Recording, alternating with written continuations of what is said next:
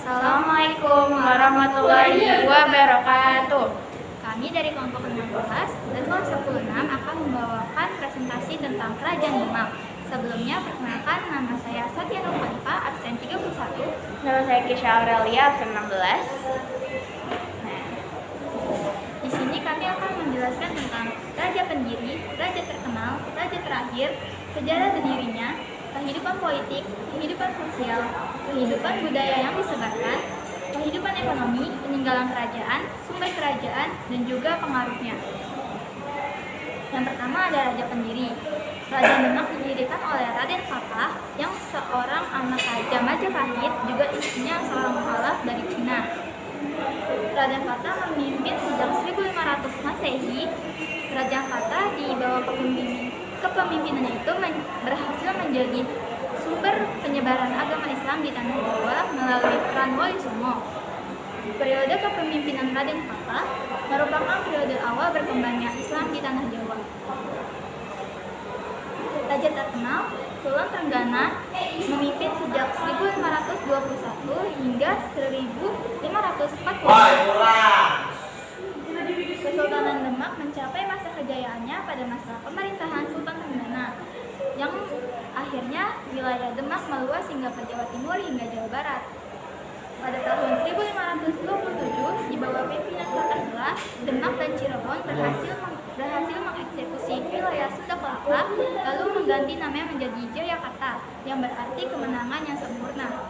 Pada tahun 1546, Demak melakukan penyerangan ke Penarukan Situbondo yang dipimpin oleh Kerajaan Blambangan. Pada saat itulah Sultan Trenggana terbunuh. Raja terakhir, Arya Panangsang, memimpin sejak 1549 hingga 1554 Masehi.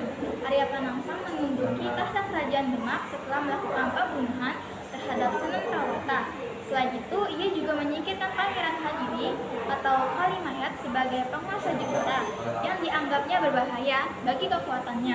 Hal ini membuat para adipati Demak tidak senang terhadap Hadiwijaya dari Pajang.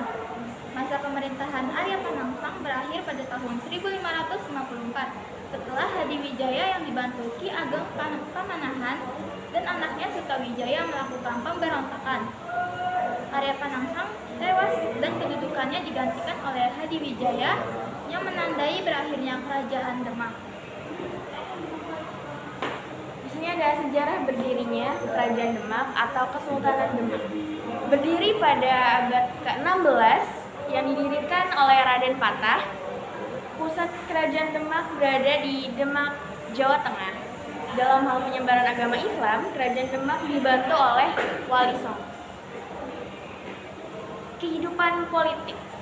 Kerajaan Demak menempatkan adipati-adipati di daerah-daerah sebagai perpanjangan tangan sultan, seperti Surabaya, Tuban, dan Madiun yang memiliki adipati yang sangat berpengaruh. Selama Kerajaan Demak berdiri, kerajaan ini sering bersinggungan dengan bangsa Barat. Salah satu di antaranya ketika terjadi perebutan Sunda Kelapa pada tahun 1527 dengan Portugis. Kehidupan sosial. Di agama Islam tidak terdapat kasta dalam kehidupan sosialnya. Pada agama Islam juga tidak terdapat ritual-ritual yang mengeluarkan biaya layaknya yang dilakukan di agama Hindu. Sistem nasional Kerajaan Demak bersifat egaliter, artinya terdapat kesetaraan antara rakyat dan pemimpin yang dapat dilihat ketika pelaksanaan salat Jumat. Di sini ada kehidupan budaya. Kehidupan masyarakat Kerajaan Demak dalam sosial dan budaya terlihat dari yang pertama ada pemerintahannya, diatur dengan hukum Islam yang masih bercampur dengan tradisi-tradisi lama. Yang kedua ada Masjid Agung Demak ini selain kaya dengan ukiran-ukiran bercirikan Islam juga memiliki keistimewaan. Lalu Sunan Kalijaga, salah seorang dari Wali Songo, juga meletakkan dasar-dasar perayaan sekaten, di mana pada masa Kerajaan Demak, perayaan itu digunakan oleh Sunan Kalijaga untuk menarik minat masyarakat agar masuk agama Islam. Sekaten ini kemudian menjadi tradisi atau kebudayaan yang terus dipelihara sampai sekarang. Kehidupan ekonomi.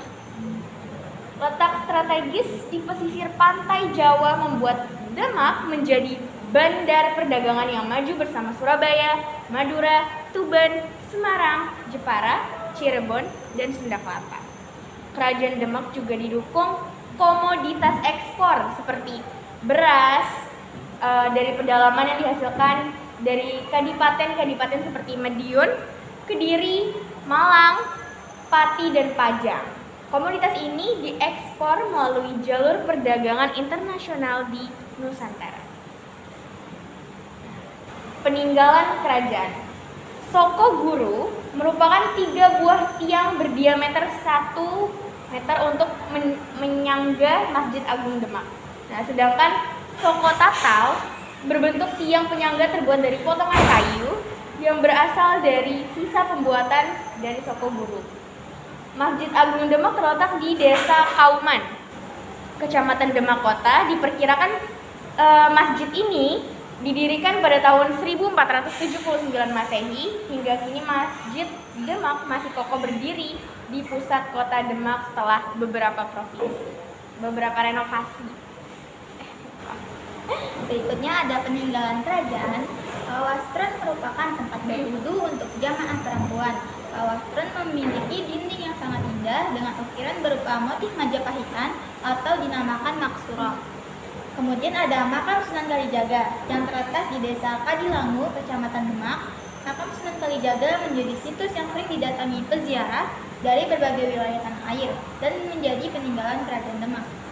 Kemudian ada sumber-sumber sejarahnya. Yang pertama ada Chandra Sengkala, Soko Tatal, Soko Majapahit, Surya Majapahit, Pintu Beledek, Dampar Kencana, situs tempat wudhu, dan makam Raja Demak. Lalu yang terakhir, pengaruh kerajaan Demak. Pengaruh kerajaan Demak mendorong tumbuh dan berkembangnya ajaran agama Islam yang disebarkan oleh para wali. Kehidupan Islam dari tradisi para wali songo yang masih bertahan hingga kini, khususnya di wilayah pesisir utara Jawa. Kehidupan Islami tersebut masih terpengaruh oleh corak kerajaan Demak yang murni dan lebih berpegang kepada Al-Quran dan As-Sunnah daripada kepercayaan mistis, sinkretis, animisme, dan humanisme. Ini adalah referensi yang kami buat dalam membuat PPT. Sekian presentasi dari kami. Kurang lebihnya mohon dimaafkan. Wabillahi taufiq wal hidayah. Wassalamualaikum warahmatullahi wabarakatuh.